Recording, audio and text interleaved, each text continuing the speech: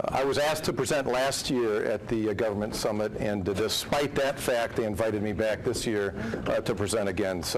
But we have Trooper Goss with us. I'll introduce in a minute. Really what we've got today, we've got a PowerPoint that's real basic. It's got about 4 or 5 slides. I'd like to go through those.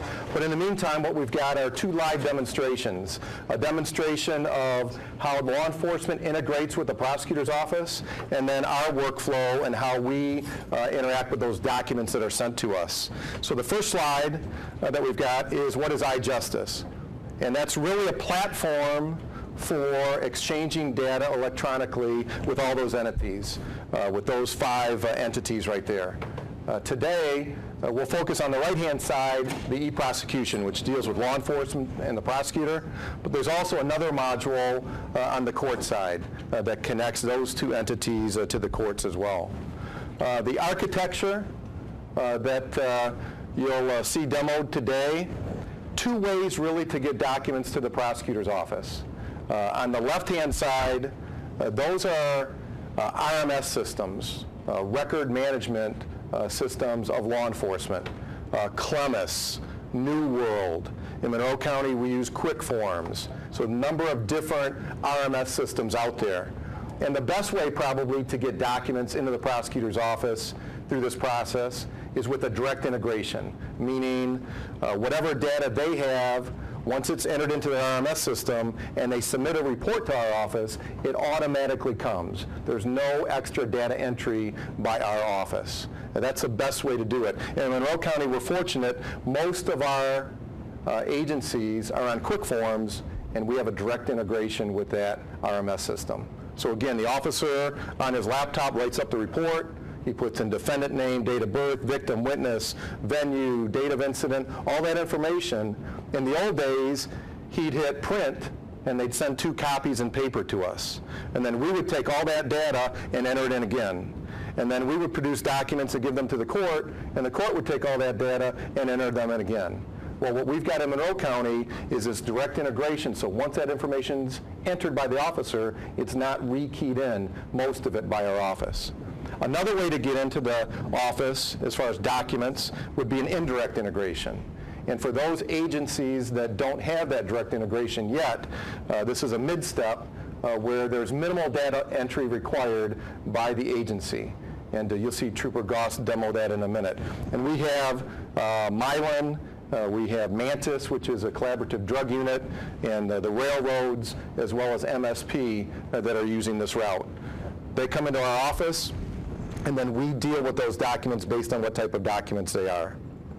What I'd like to do is have Trooper Goss come up here. Rodney, could you come up? Rodney drove 3 hours today up, and he'll be here for 45 minutes. He said 3 hours back, so I appreciate him coming up today.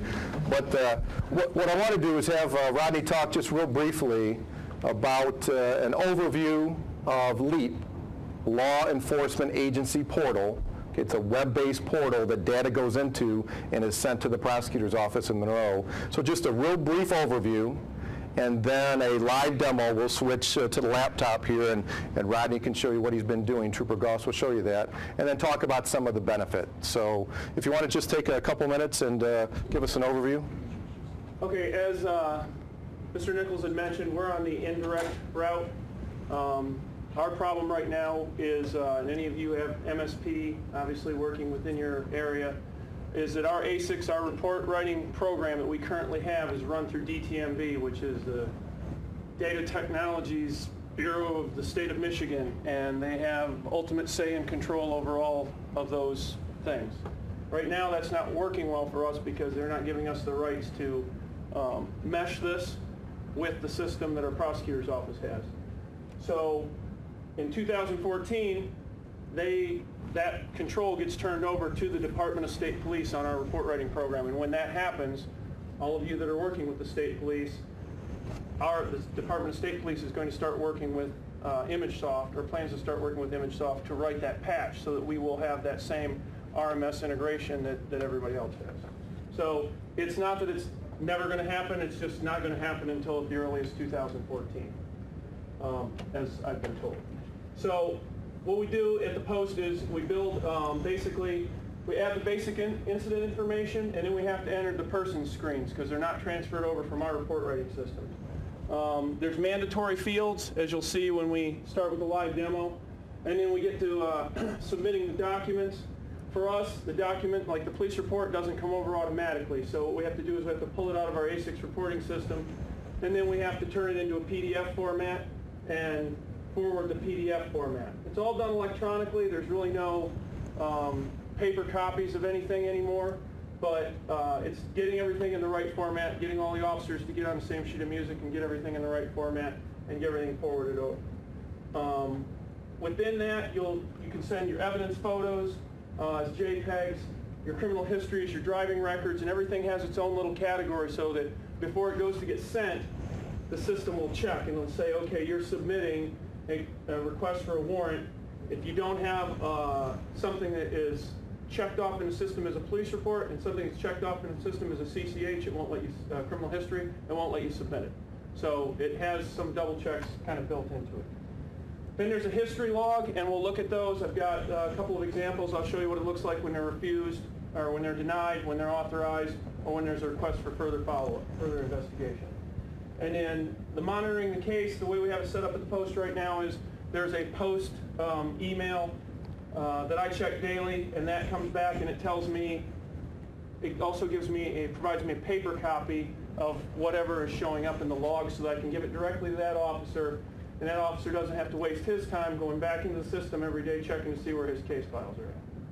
With the state police, many of you are probably familiar, from the time we take a complaint, we pretty much follow it all the way through. We don't generally hand it off to a detective bureau. So troopers are always responsible for their own complaints all the way through to the end, as opposed to having someone else in there doing it. And those, like I said, those emails come directly to a post email, which get checked, and they provide charging documents, subpoenas, and case statuses and dispositions. Switch over? Sure.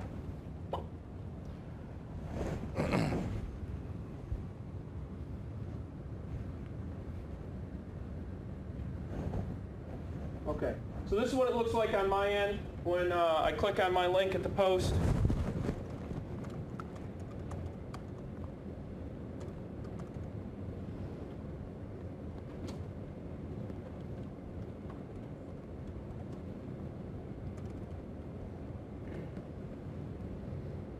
Okay, so what comes up initially is it'll come up in the your incident search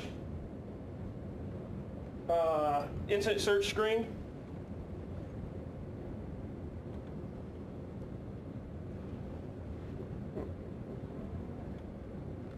Hold on. Use a mouse if you want. Yep. Which one are we going to start with?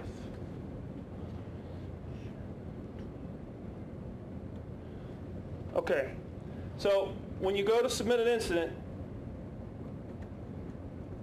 your first screen that you're going to get is going to look like this. You're going to choose your drop-down menu for your prosecutor. If you're using more than one, like for us, at some point, if Lenawee County gets on the same program, because my post area is Lenawee and Monroe County, you'll have to select the prosecutor. Your crime location, your venue, whatever your incident report number is, the incident, what type of incident is, OWI second, driving while license suspended, possession of marijuana. Your start date, end date, they both have to be filled in, even if it's the same day, you just put them as the same date. OWI forfeiture, which we all know that's coming, right? We're going to be able to forfeit vehicles for enhanced drunk driving offenses. When that takes effect, you'll be able to check yes or no in there, and was a vehicle used in the crime. Then a summary of the incident. Let me get out of this one.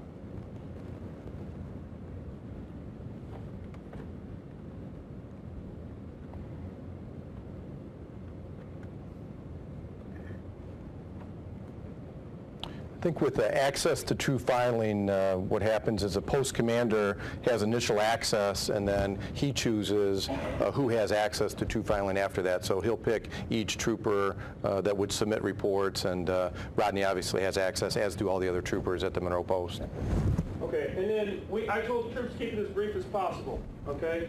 So The other person's name was found to be in possession of analogs. End of story. Okay, so you're telling the prosecutor, here's what I'm looking for charges on. You have your defendant's screen, and this is the part that when you're in a fully integrated system, it's going to, what is it doing? Oh, it's moving real slow. All right, it's just moving slow. That will all transfer over from whatever the quick forms or whatever report writing system you have is integrated. You'll just be able to check and move people over.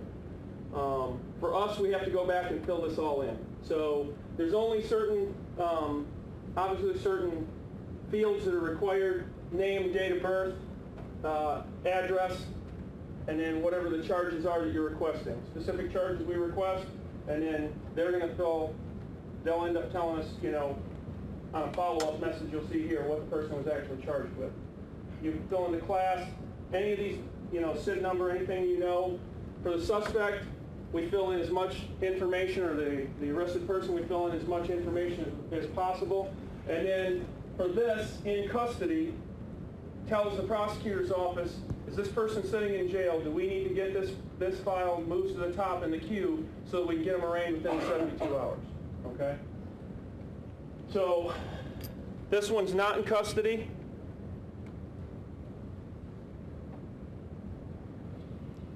Troopers, any witnesses or victims, they all get entered in here. Same thing. The important thing for the officers they need to know is that if they don't enter an address, as of right now, for us, it doesn't come back on the subpoena. So they've got to make sure they fill in an address if they want to get that address on the subpoenas. And then your supporting evidence. I'm going to click the officer screen maybe just to show them that's pretty simple. Yeah, officer screen is about the simplest one. They don't need to worry about the address, obviously, because they know where we're at. Just officer in charge. You have to have an OIC. You don't have an OIC. If you just check one of the other blocks in there, then you're not going to be able, you won't be able to submit the report until you have an OIC. So one person at least has to be designated as the officer in charge of the case. That's the person's email that when the system is fully integrated, they will actually get those emails back personally, as well as them going to the general state police account. So you got an assisting officer, just police officer, other victim, expert, chemist. Did we ever hash out whether or not for a resisting and obstructing, the officer is still in there as a victim, but he...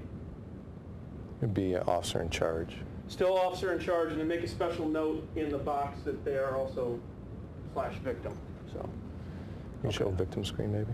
Witness screen? What is that one? Witness is pretty much the same. Yep. Name, again, if you want address on your subpoena to be done automatically, then you need to make sure the address is input. Well, we try to do some record management systems out there. I know Genesee County and some others require the law enforcement officer not only to type up the police report, but then to go in and do a separate warrant request and a separate witness list. So for those RMS agencies, this isn't really any more work on the front side, and there are a number of benefits on the back side, even through the indirect route. In Monroe County, a number of the agencies were required to not only do their report, but we wanted, for ease of our office, to be able to select witnesses and have them on a witness form, not to go through page 12, page 15, page 20, a supplement to pick up witnesses. They needed to all be on one form. The same thing with the warrant request. What charge were you requesting, the date of the incident, and that was a separate entry for officers. So when you have an RMS system like that, the indirect route is very beneficial to them because they're not really doing any more data entry than they initially did. So again, those agencies like the indirect route. Certainly the direct route's the best, but if you had an agency like that, they're not doing any other data entry than they would have originally. Right. I mean, you're basically, the thing you're typing up in the initial incident screen is the same thing you would have typed up in a warrant request, and that's serving as your warrant request. The only data that we're duplicating is having to re-enter the persons that are involved information. Having to re-enter your suspect, your trooper, any victims or witnesses. That's the only really duplication that we have at this point. As you see down here, you title them, however you want to title the documents that come over. At our post, we make them title them with the full complaint number and then what it actually is behind it, even though there's a document type over here, and I'll show you the drop-down menu in a minute. You'll see that the police report is a 01 and the CCH is 01. Obviously, you need both of those to, submit documents for prosecution. And then any supplemental reports. Okay, so you'll see that when I decide to add evidence, whether it's prosecutor sent me back a request and they want a photograph of something now, I go in here to add evidence. I have a drop-down menu to tell him exactly what it is. And I've told the troops at our post that they need to choose one of these categories so when a prosecutor looks at it, he knows what this document is supposed to be, from medical records, audio or video recordings, paper plate, CCH, everything you could possibly want is in there. And if it doesn't fall in, you've always got 14 other evidence. Okay, so you mark that category appropriately, and then for my post area, we require to put the full complaint number, and then again, subject's last name and CCH. So if that document somehow gets lost in limbo somewhere, they can come back and actually look at the document name and know where it needs to go, which we haven't had any of those issues yet. So hopefully we won't. So once those are all added, and all your supporting documents are in here and added separately, that's one of the things that requires a little bit of time on our part is the police report has to be converted to a PDF file, and then it gets attached as a police report. And then the other documents are attached separately.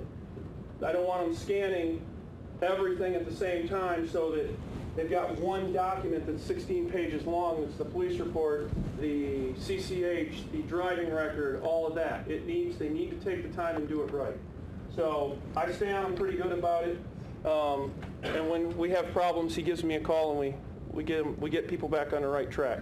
So for the most part, it's a relatively simple system. Now, when you go to submit one, before you submitted anything, these will all say send a prosecutor individually. So you can individually send your documents, or you can come up here behind the defendant and you can send from here.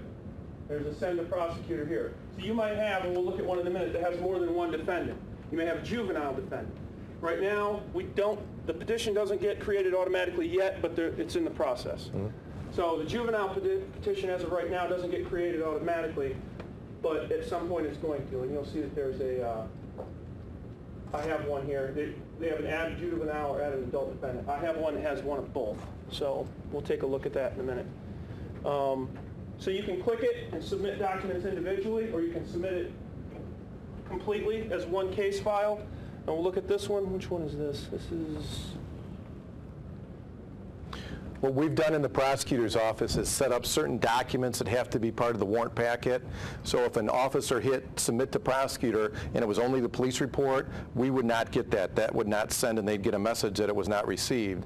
Why? Because we require in our county the police report, the CCH, if it's a driving case, a Secretary of State record, and those documents need to be submitted before a warrant request comes in. When it does, you'll see in a few minutes how it looks on our end when it does come in, but that's just a check. We don't want just a CCH coming in or just a single document coming in. We want the whole warrant packet, and you're able to set up in your county what documents are required before something can be submitted. And if it's attempted, they'll get a reject notice that it wasn't, and then they'll have to look and either talk to Trooper Goss or figure out what they didn't submit initially, and then do that and then submit it, then it'll come to our office. And that's why it's so important for those documents to be coded as police report, criminal history report, and SOS record. This one's been submitted. It was submitted and accepted. A record was received at the prosecutor's office at 9:47 p.m. on June 2nd. So that one there is still pending. We'll go back out. Authorization. Oops. Yeah, it's right there. Okay.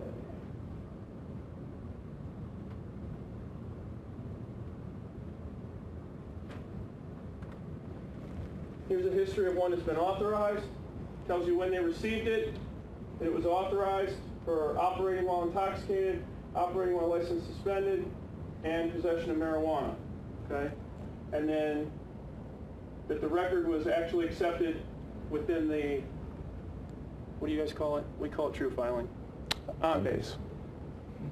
So there's what an authorization one looks like. This also sends an email to the Post account that basically says this person's charges were authorized, has the OIC's name on it, so I can just print them all out, go back and stick them in everybody's mail drawer so that they know that their charges were authorized, denied, or they're requesting further investigation.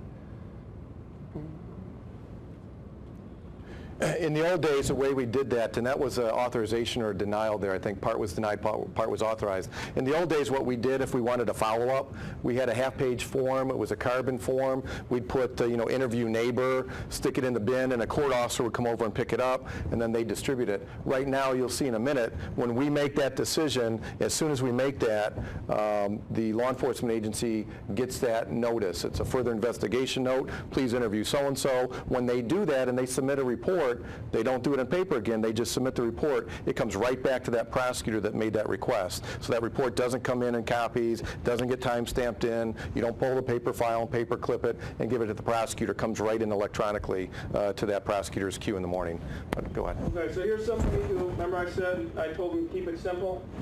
All they did was probably cut and paste the first paragraph of the report in here, which is, I guess, a way to do it. But if we look at the history in this one, you can see that this one was denied. So they denied, and it puts down the reasons. They gave them reasons that they're mutual combatants and that the defendant had a medical marijuana card. Go Michigan. 43:51.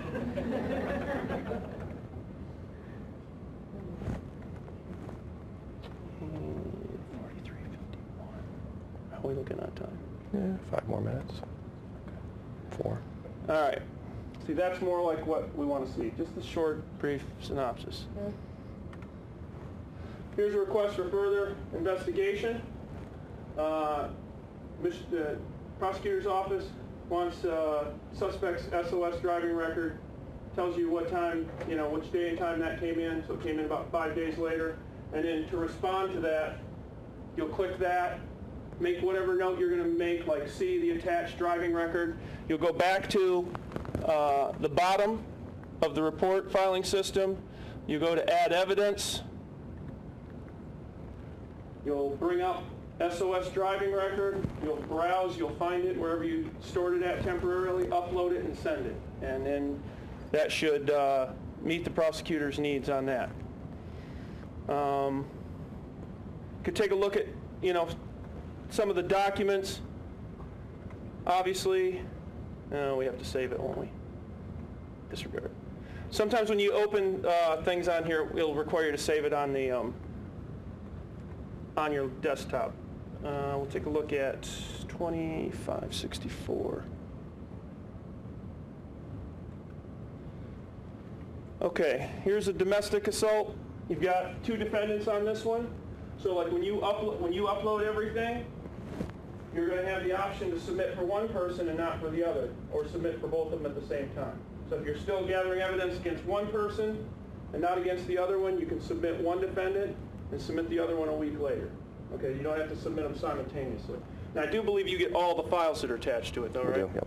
So they'll get a warrant request, they'll get all the supporting documents that you've uploaded, and then when you go back and you submit on a second person a week later or whatever, they're going to get all those supporting documents with that case again. So this one is a domestic, and we're going to,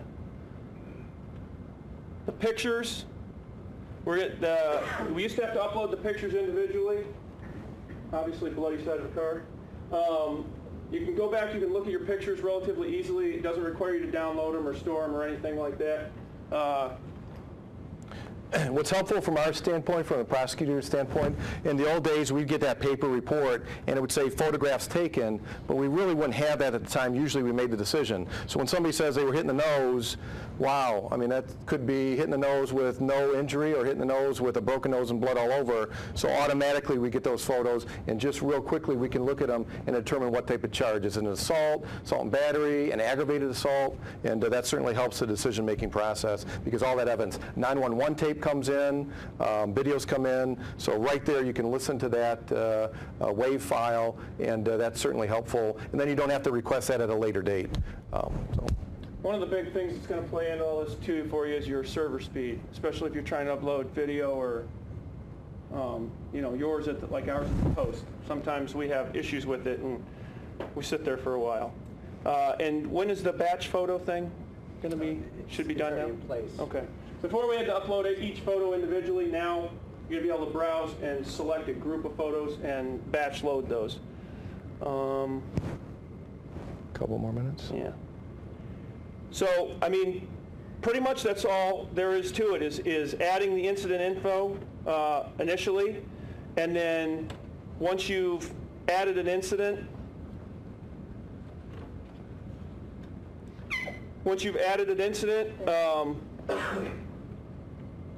I'll show you the initial screen. We're not obviously going to, once you've selected your prosecutor's office, your venue, your incident number, the incident name, your start and end dates, you fill in your blocks, your summary.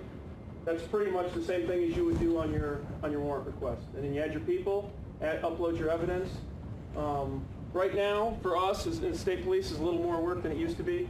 Yeah, but in the long run, it's definitely going to work out. We should be able to do this from our cars at some point. Yes, ma'am. Do you find that the troopers appreciate, even if it's a little bit more work, you get a more immediate response?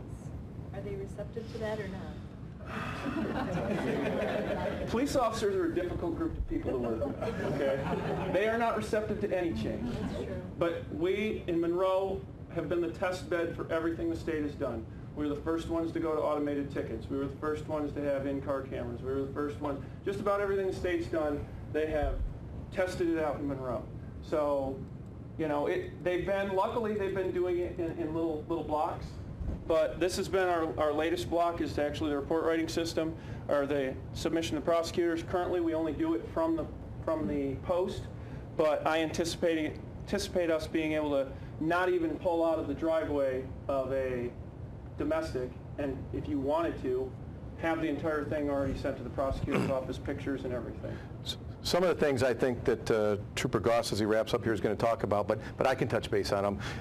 Prosecutor's office, I'm not sure how many are here from the prosecutor's office, but how many times have you heard a law enforcement agency say, we dropped that report off, what's the status? And then we say, well, we never got it, or we never got that supplement, or we never got that document. Well, one of the things that's nice about this system is both sides know whether a document was sent and whether it was received. So from a management standpoint, accountability and audit tracking, that's one of the real benefits, because we don't get those calls anymore. We know if we didn't get it, they didn't send it.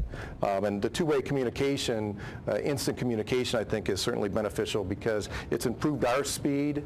It used to be that paper note that would go back, and maybe the officer would be put in his box, and maybe he'd get it a little bit later, and maybe he'd do the report down the road. But right now you get that instant communication, and as you'll see, we've got a timer set up.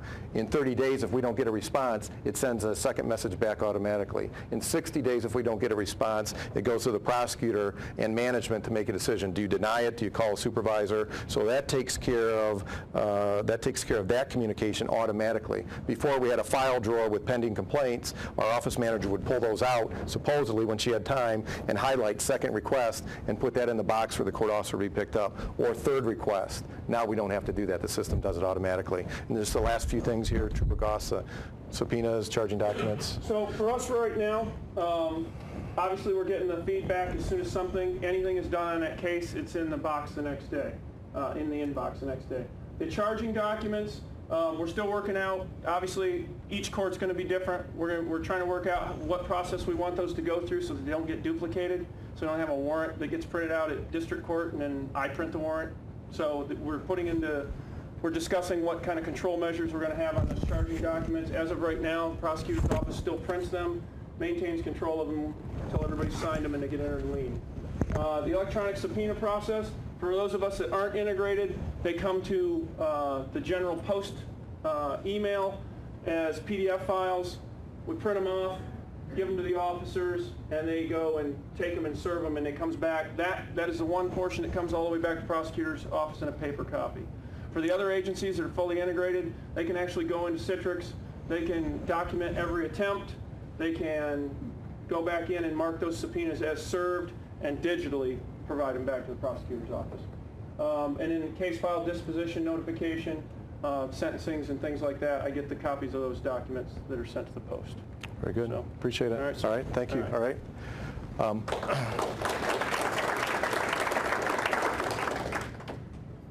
What I'd like to do in the next 15 minutes is give you what usually takes about 4 hours to talk about. So, the overview, the electronic case file, many of you have seen this. Our workflow to some degree. Take it off. Thank you, Trooper. No problem. All right. E-discovery, e-subpoena process, and docket management. So what I'll do is go back to the laptop.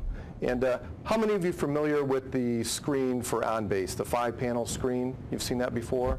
Okay. That's what we've got here. A window here, a window here, a window here, big window, and then a window on the far side. And documents come in, so Trooper Goss, if he submitted something, would come into a certain life cycle. And these are the work queues in that particular life cycle. So I pull this down. Not everybody has access in our office to all these queues. Only certain users have access to the queues that they would work on. So for instance, here's a queue, APA review and sign. A secretary wouldn't see that when she opened up her monitor. Why? Because she doesn't sign warrants. She doesn't sign motions. So this is a management type overview. It's a little bit more detailed than a typical user in the office would see. You get to make those selections, who sees what in the system. So if I go to a warrant request that Trooper Goss sent in, I go to the assign warrant petition request queue, I right click, I see other users, and I go to Carol Rosh, C. Rosh. She is our adult warrant secretary, and she right now has 20 warrant requests in her queue. Here's the queue down, here's the warrant request down here, and there are 20 of them right here. If I scroll down and click on one of them, let's click on, let's see here, let's click on Miss Wing.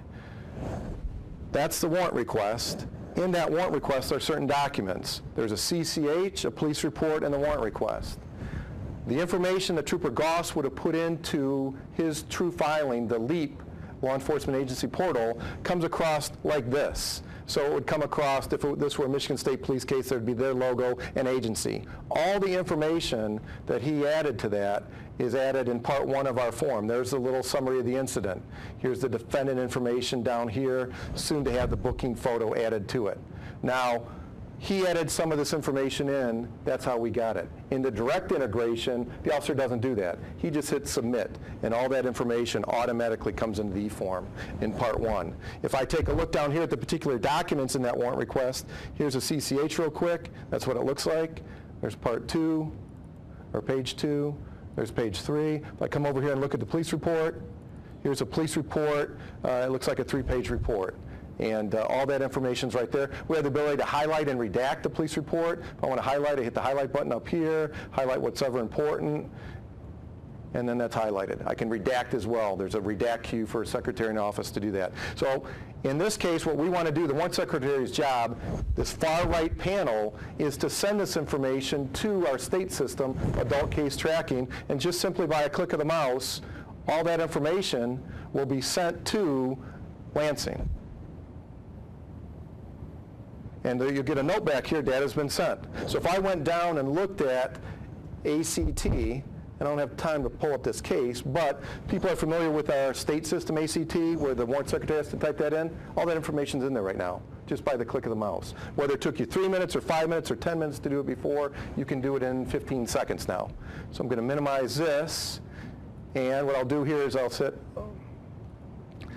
I need that CTN, that case tracking number back from the state that the state assigns to every case. And to do that, again, there's a task, and tasks are on the right-hand side here. And what I would do is hit this task, and the state will send back and assign a CTN to this particular case file. And we'll get a note here if the state was ready to do that. It usually takes about 20 to 30 seconds. And we'll get a note. Not able to process, please start over, send a second request. Okay. The state system usually takes about, like I said, 20 to 30 seconds. While I'm doing that, let's go to part 2. Part 2 of the form is the officer information, and as I scroll down, all the victim information and all the witness information. There were no witnesses in this particular case, evidently just the victim and the officer. All that information did not have to be entered by the prosecutor's office and will not have to be entered into ACT. Part 3, we'll show you in just a minute, is how a prosecutor charges a case. But let's see if the CTN forms change. We'll say no. Now let's get that CTN back here.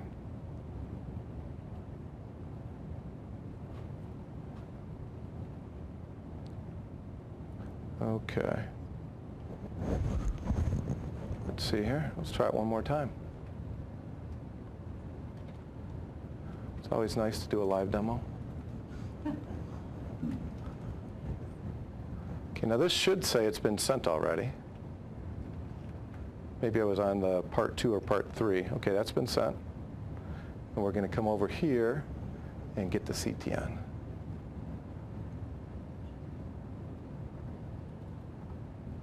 Many times a case file will have many more documents, photographs or 911 tapes, supplemental reports, all that comes in here. Right now we only have the 3.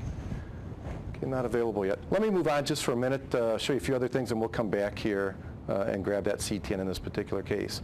One of the cues that we've got up top here, we've got an APA review queue. So once the CTN's been acquired, the secretary will assign that to a particular attorney by hitting a drop down over here. It says assign APA, and that would go to a particular assistant prosecutor. I have 4 cases in my queue, for instance, to look at right now. One of them is Kolakowski. If I hit that, the warrant request will come up.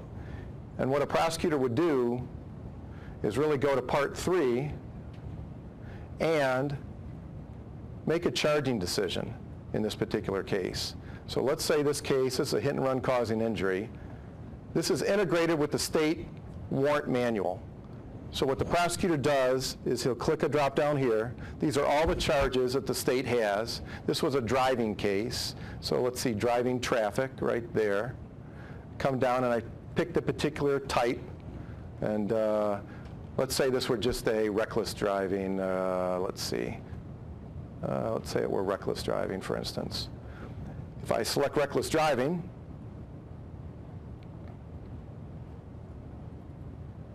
what it does in our office, we've color-coded our files. Felonies are yellow, misdemeanor traffic are red, misdemeanor non-traffic are blue, juveniles are green, and so forth. It changed this to a misdemeanor case. And here, if you look down, is the information that needs to be filled in for a reckless driving count. It's automatically integrated with that warrant manual that the state produces for us. So whatever charge you pick right there, it will automatically give you the offense variables that need to be filled in. The prosecutor does that, and then he makes a charging decision. Let's say, for instance, we wanted to deny this. It's going to pop up. Do you want to save the form? No. What we would do is we would select authorize, deny, divert, further investigate. Let's say I denied it. Over here's a little note, and these are the type of notes that the officer gets back. We've created a drop down with certain reasons. We're going to deny this, why, no independent witness. If we put that up there, no independent witness, and then hit add, what it does, it would add that to our case file, and it would send that note back to the officer electronically. So immediate, instant communication between the prosecutors and our office. Let me cancel that. Let me go to discovery real quick. There are a number of features in the program here, but in communicating with defense attorneys, what we do is there's an inbox. It's a different life cycle. In that life cycle, one of the secretaries works redact, discovery, and attorney entry. What would she do? She would come in. I'm going to select see other users. I'm going to select all, and I'm going to hit OK. And there's a document here. Let's say Duval. Okay. Here's an appearance. What happens? That appearance is scanned in and automatically appears in this queue. The secretary's job is to work that queue. What does she do? She comes down and she looks at the P number. The P number is 57249. So she'll go to the case file, it's automatically created, and type in that P number, and that was 57249. She would hit then lookup. And what that does, we have a list of all the attorneys. You can either do it through the state or through your own office. That's his email over here. What she then would do is simply come down and hit save. that saves that email address through the P number, and then to send discovery, she'll do this. She has already redacted this police report. Here's the complaint. When she redacts, it creates a public document. So there's our redacted version, and if you can see here, you'll see it in purple. Okay, any document that's redacted now is a public document that needs to be sent via discovery. So what she would do simply is come in here, she would select the complaint, she would select the police report, and then she would right-click on the mouse. That creates a little flag, and she emails that to the defense attorney by dropping it on that task. And what does that do? That creates James Bartlett, there's his email. Do I want to send it to him? I'm going to check yes. I'm going to check select. And what that does is that now has sent those discoverable materials to the defense attorney, usually about 60 seconds. There's a link out there that they're able to select. It doesn't send the documents, but a link. That way, the files aren't too large. You can hit the link, select the link, and you can send 20, 30, 40 photographs. So just as simple as that to send discovery.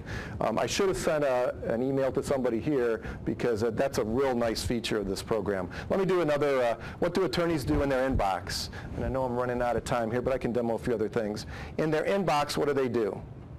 You get documents in those are day 2 documents, a letter from a defense attorney, a motion that was filed, a supplemental report. All those documents come in to the attorney's inbox. And let's hit Michael Rohrg's inbox here. Michael Rohrg is right there. And let's see how many documents he has. He has 23 documents to look at, to act on. And if I come down to one of the documents, right here, it's a supplemental report. So let's select that. Now this came in automatically. We have 2 systems to get documents from law enforcement to the prosecutor. They don't come into the office and time-stamped in, they come in electronically. They'll come into the vertical prosecutor.